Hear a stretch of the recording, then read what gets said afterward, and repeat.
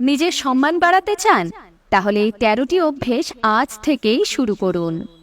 Number 1, কথা কম বলার চেষ্টা করুন।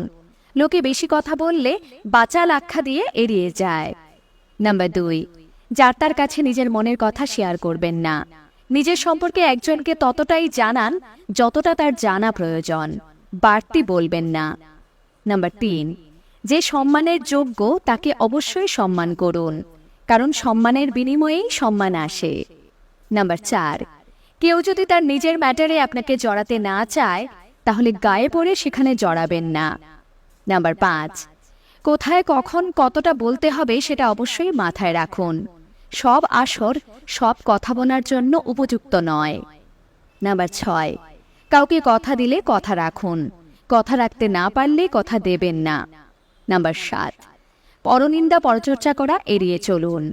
নাম্বার 8, নিজের একটা সীমা নির্ধারণ করুন। কাউকে এত বেশি স্বাধীনতা দেবেন না যে সে আপনাকে একেবারে সস্তা ভেবে বসবে।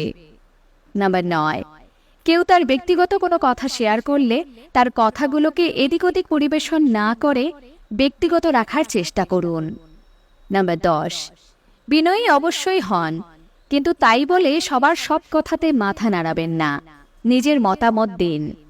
নাম্বার 11, কারোর মন নিয়ে খেলা করবেন না। নাম্বার 12, মেরুদণ্ড বাঁকাবেন না, অন্যায়কে অন্যায় বলার সাহস অবশ্যই রাখুন। নাম্বার 13, হুট করে রেগে যাওয়া বা হুট করে কেঁদে ভাসিয়ে দেওয়া এসব করবেন না, এসব দুর্বলতার লক্ষণ, আর দুর্বলদের কেউ সম্মান দেয় না। এর মধ্যে আপনার সাথে কটা পয়েন্ট মিলল?